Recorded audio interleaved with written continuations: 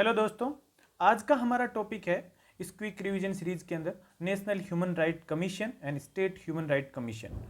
तो इसको हम शॉर्ट में लिख लेते हैं NHRC, NHRC एंड SHRC। इस SHRC को हम राजस्थान के पर्सपेक्टिव से डिस्कस करेंगे और SHRC देन NHRC है जो आपका सेंट्रल गवर्नमेंट के हिसाब से है, उससे हम डिस्कस करेंगे। तो चलिए सबसे पहले हम क्वेश्चन देख लेते हैं, इसमें से कोई क्वेश्चन आया हुआ है या नहीं है। तो इसमें से दो क्वेश्चन आए हुए हैं। Which one of the following is not the function of state human right commission. इसका कौन सा फंक्शन नहीं है, आपको कमेंट सेक्शन में इसका आंसर बताने हैं। और दूसरा आपका जो क्वेश्चन है वो ये है, निम्नलिखित में से कौन से कथन राजस्थान राज्य मानव अधिकार आयोग के संबंध में सही है। तो यहाँ सही पूछा हुआ है, यानी कि करेक्ट पूछा हुआ है। पीछे वाले के अंदर आपका पूछा हुआ था नॉट करेक्ट या नोट दे रखा है। तो इससे कंफ्यूज मत होना आप। इन दोनों क्वेश्चन के जो आंसर है आप कमेंट सेक्शन के अंदर है, जल्दी से जल्दी दे दीजिए। तो चलिए सबसे पहले हम स्टार्ट करते हैं नेशनल ह्यूमन राइट कमीशन। तो नेशनल ह्यूमन राइट कमीशन जो है वो एक स्टैट्यूटरी ऑर्गेनाइजेशन है। स्टैट्यूटरी ऑर्गेनाइजेशन है, means not a constitutional body नहीं है। ये इस्टेब्लिश कब हुआ था? 1993 के अंदर इस्टेब्लिश हुआ था एक लेजिस्लेशन के बेसिस पे। और वो लेजिस्लेशन कौन था? Protection of human rights act 1993। SHRC के अंदर जो अलग होगा वो मेंशन कर लेंगे अपन डिफरेंट कलर के अंदर, बाकी इसके अंदर सारा कॉमन ही है, ठीक है। और protection of human right commission, तो इस एक्ट से इसको बनाया गया था। अब यदि हम इसके बारे में देखें, इसकी थोड़ी कंपोजिशन और इनके बारे में, तो कंपोजिशन पढ़ लेते हैं थोड़ी सी। Composition of the commission, composition of the commission that is, ये एक मल्टी मेंबर बॉडी है। मल्टी मेंबर बॉडी, इसके अंदर एक चेयरमैन और 5 अदर मेंबर होते हैं। ये एक जो चेयरमैन है ये एंड 5 अदर मेंबर होते हैं। इसके अंदर चेयरपर्सन है, उसकी स्पेसिफिक क्वालिटी जो है ये होनी चाहिए। चेयरपर्सन के लिए he should be a retired chief justice of India और ए जज of the supreme court. And members के लिए यदि मैं बात करूं तो members should be A serving और रिटायर्ड जज of the supreme court,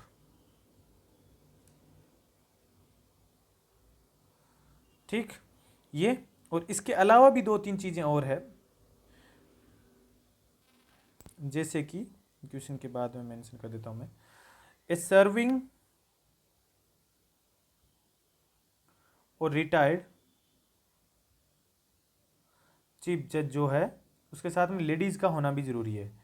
chief justice of a high court and 3 person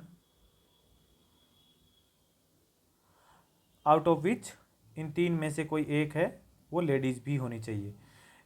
एक है वीमेन होनी चाहिए जिनके पास में कोई प्रैक्टिकल नॉलेज हो, स्पेशल नॉलेज हो ह्यूमन राइट से related.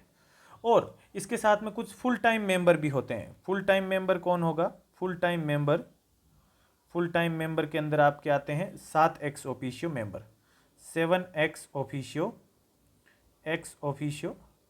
Members, 7 ex officio members. इसके अंदर आपका आता है नेशनल कमीशन फॉर, सब में कॉमन है। नंबर 1 आपका आता है minorities, number 2 SC, number 3 ST, number 4 women, then BC backward class, and protection of national commission for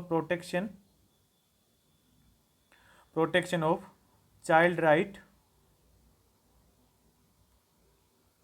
and chief commissioner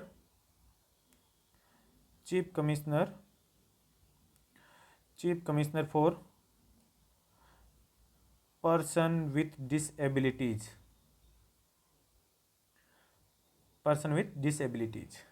ठीक है, ये इसके फुल टाइम मेंबर होते हैं। तो यहाँ पे आपको ये ध्यान रखना है 7 जो है एक्स ऑफिशियो इसके मेंबर होते हैं। अभी तक हमने डिस्कस किया कि भाई एक तो ये कॉन्स्टिट्यूशनल बॉडी नहीं है, स्टैट्यूटरी बॉडी है। Protection of human right act 1993 से ये इस बॉडी को बनाया गया था। इसकी कंपोजिशन यदि मैं बात करूँ तो ये मल्टी मेंबर बॉडी है। एक चेयरमैन और 5 अदर मेंबर होते हैं। चेयरपर्सन जो है या तो रिटायर्ड CGI होना चाहिए, चीफ जस्टिस ऑफ इंडिया होना चाहिए, या फिर जज ऑफ सुप्रीम कोर्ट। और इसके मेंबर्स के लिए यदि मैं बात करूं, ये चेयरपर्सन के लिए था, ये मेंबर्स के लिए था, शुड बी ए सर्विंग और रिटायर्ड जज ऑफ दी सुप्रीम कोर्ट। उसके अलावा है कुछ चीज़ें इसके अंदर, सर्विंग और retired chief justice of high court, और 3 लोग और होने चाहिए जिनको अच्छा खासा नॉलेज हो ह्यूमन राइट्स से रिलेटेड, उनमें से एक विमेन होनी चाहिए। 7 इसके अंदर एक्स ऑफिशियो मेंबर होते हैं। कौन कौन से, आपसे यहाँ पूछा जा सकता है कौन कौन से कमीशन यहाँ पे रिप्रेजेंट करते हैं। तो national commission for minorities, SC ST, women, backward class BC, protection of child rights, chief commissioner for person with disabilities, ये लोग हैं इसको रिप्रेजेंट करते हैं या इनकी प्रेजेंस यहाँ होती है। अब यहाँ पे यदि देखें तो अपॉइंटमेंट की बात करें अपन, अपॉइंटमेंट कौन करता है? अपॉइंटमेंट या अपॉइंटेड बाय प्रेसिडेंट। प्रेसिडेंट इसको अपॉइंट करता है, लेकिन एक 6 मेंबर की कमेटी की सलाह पर, 6 मेंबर कमेटी, जो 6 मेंबर की कमेटी होगी उसके अंदर ये 6 लोग कौन होंगे वो हम डिस्कस कर लेते हैं। PM prime minister, then speaker, prime minister, speaker, deputy chairman, leader of opposition in Lok Sabha and leader of opposition in Rajya Sabha and central home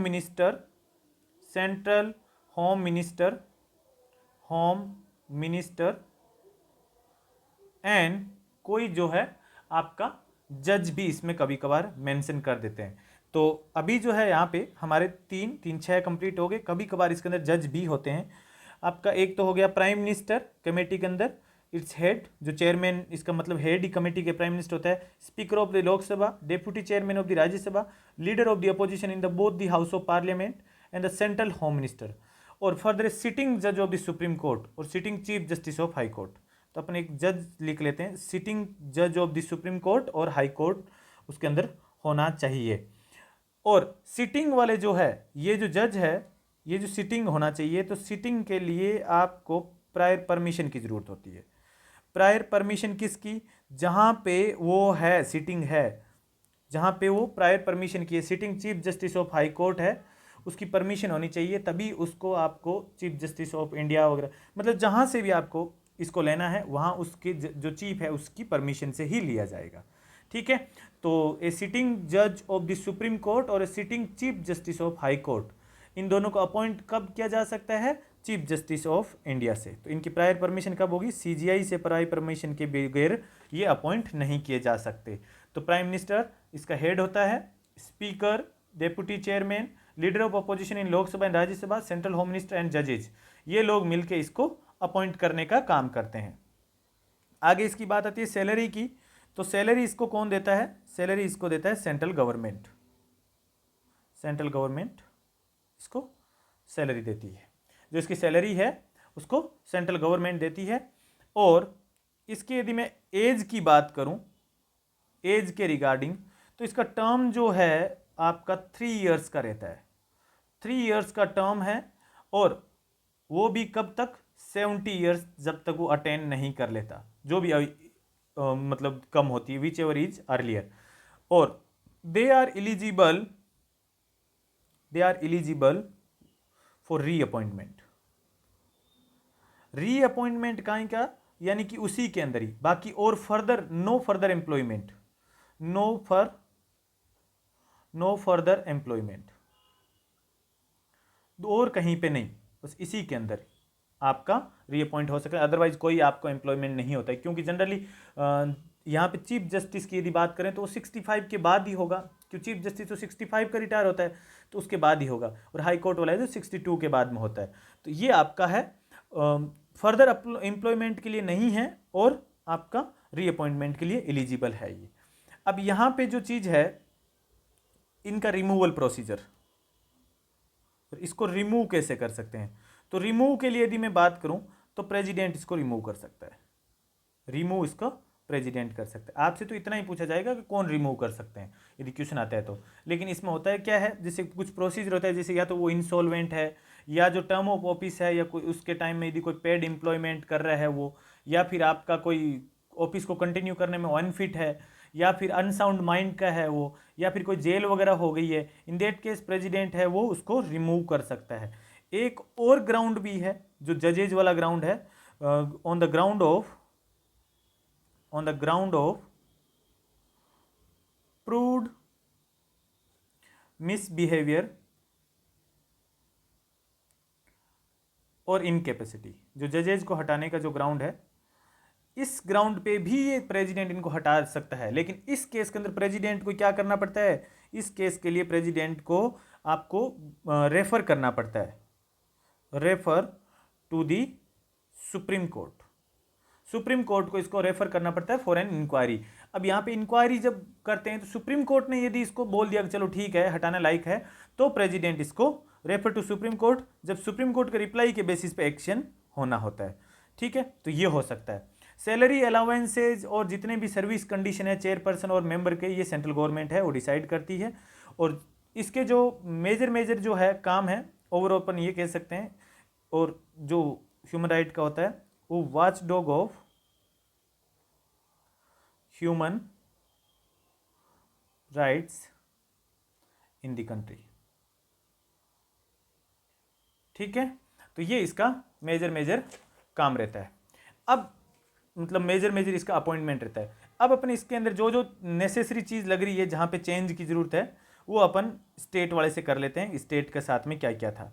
state human right commission जो है इसके अंदर अपन देखें तो भाई चीज़ तो वही सेम ही है, लेकिन यहाँ पे लगभग ऐसा कहते हैं कि जो इसी एक्ट जो था 1993 वाला, इसी से आपका स्टेट का बना था। लेकिन स्टेट वाले में कुछ लिमिटेशन है, स्टेट वाले में सब्जेक्ट्स की लिमिटेशन है कि ये कहाँ पे एक्शन ले सकते हैं। सब्जेक्ट सिर्फ और सिर्फ जो स्टेट ह्यूमन राइट्स, जैसे राजस्थान का मैं बता रहा हूँ, तो कंकरेंट, या तो वो मुद्दा कंकरेंट लिस्ट का होना चाहिए, या फिर वो मुद्दा जो है स्टेट लिस्ट का होना चाहिए, तब जाके ये इसके अंदर एक्शन कर सकते हैं। यहाँ पे भी मल्टी मेंबर बॉडी होती है, लेकिन यहाँ पे एक चेयरमैन प्लस 2 अदर मेंबर होते हैं।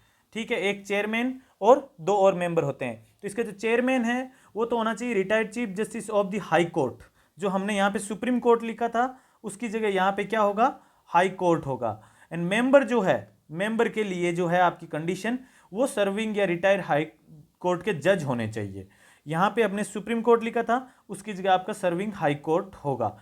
या फिर एक और है, और इसके अंदर है डिस्ट्रिक्ट जज भी हो सकता है, डिस्ट्रिक्ट जज भी हो सकता है, जिसकी 7 साल तक 7 ईयर्स मिनिमम एक्सपीरियंस होना चाहिए, जो प्रैक्टिकल नॉलेज हो उसको ह्यूमन राइट से रिलेटेड। तो यहाँ पे एक एक्स्ट्रा कौन हो गया, डिस्ट्रिक्ट जज हो गया। चेयरपर्सन एंड मेंबर्स जो है वो अपॉइंट करने का काम कौन करता है। यहाँ पे आपने देखा SHRC के अंदर जैसे एक्स ऑफिशियो मेंबर वगैरह जो होते हैं, ये ऐसा केस स्टेट वाले में नहीं है। फिर इसके बाद में आपका अपॉइंटमेंट बाय द प्रेसिडेंट, तो यहाँ पे जो अपॉइंटमेंट है वो गवर्नर करता है, गवर्नर यहाँ पे अपॉइंट करता है। अब गवर्नर अपॉइंट करेगा तो उसके लिए कमेटी होगी, और वो कमेटी अपन यहाँ पे देख लेते हैं कमेटी कौन कौन सी होगी। कमेटी के अंदर आपका होगा एक तो CM as a head, committee के अंदर chief minister as a head. फिर आपका आगे speaker of the assembly and the state home minister and the leader of opposition in legislative assembly. अब यहाँ पे ये तो है राजस्थान के केस में। अब ऐसा केस जहाँ पे लेजिस्लेटिव काउंसिल भी होती है ना, तो लेजिस्लेटिव काउंसिल वाले के अंदर chairman of the council and leader of opposition in the council, वो दोनों भी साथ में हो जाते हैं इसके अंदर, ठीक है। और एक इसके अंदर आपका जो है जज होगा। जज के लिए वही सेम केस है, जैसे कि कोई सिटिंग जज होगा तो सिटिंग जज के लिए यहाँ पे भी प्रायर परमिशन की ज़रूरत रहती है, प्रायर परमिशन लेनी होती है हायर अथॉरिटी से, प्रायर परमिशन लेनी होगी हाई कोर्ट का, जो कंसर्न हाई कोर्ट का चीफ जस्टिस है, chief justice of high court, इससे परमिशन लेनी पड़ती है। और सेंटर वाले में सीजीआई से परमिशन लेनी पड़ती है। सैलरी इनकी सेंट्रल गवर्नमेंट देती थी एनएचआरसी की। यहाँ पे जो सैलरी का कंडीशन है वो थोड़ा सा अलग टाइप से है। सैलरी से पहले हम इसका डिस्कस कर लेते हैं एज का। तो यहाँ पे भी आपका जो एज है वो सेम है, 3 और 70 ईयर्स सेम है। री अपॉइंटमेंट के लिए एलिजिबल है, बट फर्दर एम्प्लॉयमेंट नहीं होना चाहिए। और अपॉइंटमेंट के बाद रिमूवल है, यहाँ पे प्रेसिडेंट जो अपॉइंट तो गवर्नर करता है, लेकिन रिमूवल यहाँ पे ध्यान रखना, रिमूवल जो है एक सैलरी जो है, सैलरी यहाँ पे स्टेट गवर्नमेंट देती है, स्टेट गवर्नमेंट देती है, ध्यान रखना ये चीज़। और प्रेसिडेंट यहाँ पे रिमूव करेगा। अपॉइंट किसने किया है? अपॉइंट किया है गवर्नर ने, लेकिन रिमूव कौन करेगा? प्रेसिडेंट करेगा। तो ये एक इंटरेस्टिंग क्वेश्चन यहाँ से हो सकता है। तो प्रेसिडेंट जब रिमूव करेगा तो ग्राउंड जो है इनका रिमूवल का दोनों का सेम ही रहेगा, दोनों का ग्राउंड जो है रिमूवल का वो दोनों का सेम ही रहेगा। इस केस के अंदर जो आपका मैटर है वो सुप्रीम कोर्ट में ही जाएगा, सुप्रीम कोर्ट इंटरवीन करेगा, उसके बाद में इसके अंदर कुछ होना है, ठीक है। अब ये था आपका और ये भी आपका वाचडॉग है ह्यूमन राइट्स का इन पर्टिकुलर स्टेट के अंदर। तो अभी तक हमने जो डिस्कस किया उसको एक बार से वापस कंक्लूड कर लेते हैं। जैसे कि एक तो अभी इसके अंदर यदि आपके आंसर आ रहे हैं तो आप 30 सेकंड के लिए वीडियो को पॉज कीजिए और इसका आंसर दीजिए, इसका किसी एक का भी। हाँ जी, फटाफट से एकदम।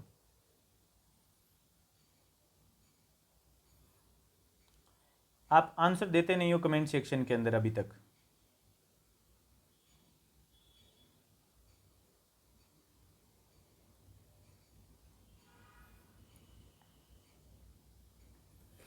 ठीक है, चलिए फिर राजस्थान वाले के अंदर देख लेते हैं अपन, राजस्थान से रिलेटेड। तो राजस्थान वाला ये क्वेश्चन इससे कवर ही हो जाएगा, राजस्थान का जो है। अब सबसे पहले एक जो बहुत फैक्चुअल सी चीज़ है वो डिस्कस करनी है। आज की टाइम में इनके करंट कौन है, करंट हेड है वो कौन है। तो करंट हेड की यदि मैं बात करूं तो एनएचआरसी का जो करंट हेड है, एनएचआरसी का जो करंट में चेयरमैन है वो आपका है अरुण कुमार मिश्रा। और राजस्थान के जो है एसएचआरसी, राजस्थान के पर्सपेक्टिव से जो है एसएचआरसी, इनके हेड कौन है? जस्टिस गोपाल कृष्ण व्यास, ये आपके राजस्थान के हेड है। राजस्थान जो ह्यूमन राइट कमीशन है उसके एट प्रेजेंट के अंदर चेयरमैन है। तो एनएचआरसी के तो अरुण कुमार मिश्रा है अभी, और राजस्थान एसएचआरसी के आपके जस्टिस गोपाल कृष्ण व्यास है। अब इनके जो फंक्शन है ना वो फंक्शन एकदम सेम है, सिर्फ और सिर्फ एक ही फंक्शन के अंदर डिफरेंस है राजस्थान वाले में और सेंटर वाले के अंदर। तो सेंटर वाले के अंदर और राजस्थान वाले के अंदर अपन फंक्शन को एक साथ ही कर लेते हैं, दोनों के जो फंक्शन है बहुत कॉमन फंक्शन है दोनों के। देखिए ये कोई भी मुद्दे को इंक्वायर कर सकता है। नंबर 1 जो है सुमोटो एक्शन भी ले सकता है, ये सुमोटो खुद का खुद ही कोई भी मुद्दा जो है इंक्वायर कर सकता है। फिर दूसरा है कोई भी प्रोसीडिंग जो हो रही है उसके अंदर ये इन्वॉल्व हो सकते हैं। ह्यूमन राइट्स रिलेटेड कोई केस पेंडिंग है कोर्ट के अंदर, किसी भी जेल का विजिट कर सकते हैं, ये एसएचआरसी और दोनों विजिट कर सकते हैं। कॉन्स्टिट्यूशनल और कोई प्रोटेक्शन ऑफ ह्यूमन राइट्स से रिलेटेड कोई मुद्दा है, सेफ गार्ड से रिलेटेड जो मुद्दा है उसको भी ये रिव्यू कर सकते हैं, जो भी इससे जुड़ा हुआ है।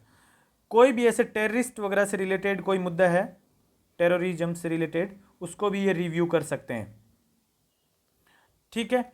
एंड कोई भी जैसे to undertake to undertake and promote, to undertake and promote research in the field. जो रिसर्च है ह्यूमन राइट से रिलेटेड, इसको भी अंडरटेक कर सकते हैं। ह्यूमन राइट से रिलेटेड लिटरेसी वो फैला सकते हैं, लिटरेसी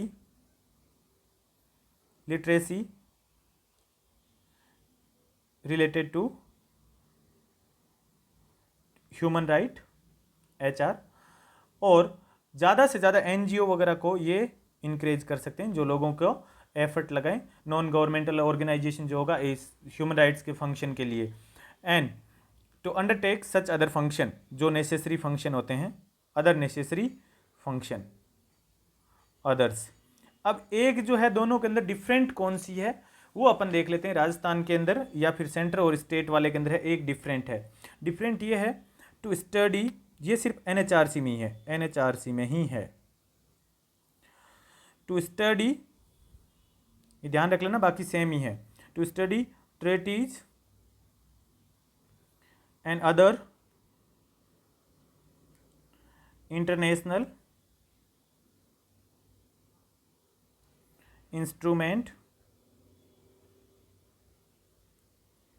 ऑन ह्यूमन राइट, बाहर के देश से रिलेटेड कुछ भी होता है, and make recommendation for their effective implementation, बस ये एक डिफरेंट है, बाकी सारी की सारी जो है सेम है। इसके अंदर फंक्शन वगैरह सारे के सारे सेम है, हर कुछ ये कर सकते हैं, जेल में जाना, विजिट करना, जहाँ जहाँ इनका मन होता है ना वो वहाँ चले जाते हैं। ठीक है, अब राजस्थान वाले के रिलेटेड जो चीज़ें हैं उसको थोड़ा सा एक बार अलग से ब्रीफ कर लेते हैं कि भाई राजस्थान के जो है कब बना, क्या क्या इसके पास पावर है, और राजस्थान वाले के अंदर है जो भाई है तो सेम ही, लेकिन राजस्थान वाले के अंदर कुछ स्पेसिफिक चीज़ है तो हम उसको डिस्कस कर लेते हैं। बाकी राजस्थान वाले में कोई डिफरेंस है नहीं वैसे मोटा मोटा तो। अब यहाँ पे राजस्थान वाले के अंदर देखें तो राजस्थान का जो कॉन्स्टिट्यूशन ये कॉन्स्टिट्यूट किया गया था राजस्थान वाले में, RSHRC, राजस्थान का जो है इसके अंदर आपका है, ये कॉन्स्टिट्यूएंट कब किया गया था, सेम ही कोर्स के बेसिस पे, सेम ही आपका जो नेशनल ह्यूमन राइट कमीशन था उसके बेसिस पे ये आपका बनाया गया था 18 जनवरी 1919 बाय नोटिफिकेशंस। और ये फंक्शनल कब बना था, ये फंक्शनल बना था आपका फ्रॉम मार्च 2000 से ये फंक्शनल बना था। ठीक है, और राजस्थान ह्यूमन राइट कमीशन जो है उसके अंदर भी आपका एक चेयरमैन और 2 अदर मेंबर होते हैं, एक चेयरमैन और 2 अदर मेंबर होते हैं, और इसके अंदर भी आपका एक जज होता है। ठीक है, तो राजस्थान वाले के अंदर कोई खास अलग से चेंज है नहीं, जो सेंटर का है वही आपका राजस्थान का है। और अब अपन इसके अंदर जो क्वेश्चन है वो थोड़ा से देख लेते हैं क्या है। तो आपने अभी डिस्कस किया which one of the following is not the function of, इसमें नोट पूछा हुआ है, तो एक तो यस और नो वाले में आपको ध्यान रखना है। नोट वाले के अंदर ये है कि कौन सा इसका फंक्शन नहीं है, तो हमने डिस्कस किया था कि ये सुमोटो एक्शन ले सकता है, किसी भी जेल को विजिट कर सकता है, review the protection of human rights, क्या कर सकता है ये, हाँ कोई भी ह्यूमन राइट्स से रिलेटेड कोई आपको मुद्दा रिव्यू करना है तो भी वो कर सकते हैं। और जो ये नहीं डिस्कस किया हमने कहीं पे भी, जो आपका पनिश करने का केस है, to punish for the violation of human right, ये नहीं है यहाँ पे आंसर इसका। तो अपने को क्या ध्यान रखना है यहाँ पे, ये आपका 26 का 4 आंसर हो गया, बाकी ये तीनों आपने डिस्कस कर लिए। अब आगे का जो पोर्शन है इसके अंदर ये है करेक्ट वाला पूछा हुआ है। करेक्ट के अंदर तो हमने अभी डिस्कस किया था कि भाई 18 जनवरी 1919 को राजस्थान का इश्यू हुआ था, सही है। ये कमीशन फंक्शनल बना, आपका बी है इसके अंदर, सही है। राजस्थान ह्यूमन राइट कमीशन के अंदर एक चेयरपर्सन और 3 मेंबर होते हैं, अरे, और ये जो है आपका, ये तो जज वाला सही है ही, तो ABD इसका आंसर हो गया। यहाँ पे 3 नहीं होगा, यहाँ पे 2 होगा, सो ओवरऑल 1+2 होगा इसका आंसर, 1+2। ठीक है, तो ये आपका राजस्थान का था पोर्शन। अब राजस्थान वाले में से जो है आपको काम क्या करना है, राजस्थान वाले के अंदर आपको 2-3 चीज़ें जो है आपको सेल्फ करनी है, थोड़ा सा एफर्ट लगाना इसमें। यहाँ पे आपको करना क्या है मैं आपको बता देता हूँ। एक तो राजस्थान से रिलेटेड जो भी फैक्ट्स है, राजस्थान से रिलेटेड जो भी फैक्ट्स है कि भाई पहले कौन चेयरमैन बना था, पहला चेयरमैन कौन है, चेयरपर्सन जो है वो कौन है, पहला कौन है, सबसे ज़्यादा टाइम तक कौन रहे, सर्विंग कौन है, या फिर कोई स्पेसिफिक चीज़ें इसकी है तो वो आपको यहाँ पे ध्यान रखनी है। बाकी आपको इसके अंदर कोई ज़्यादा टेंशन लेने की जरूरत नहीं है। फंक्शन वगैरह सारा इस वीडियो से आपका क्वेश्चन जो भी आएगा कवर हो जाएगा। ठीक है, तो फिर मिलते हैं अपन अलग थीम के साथ में। Thank you.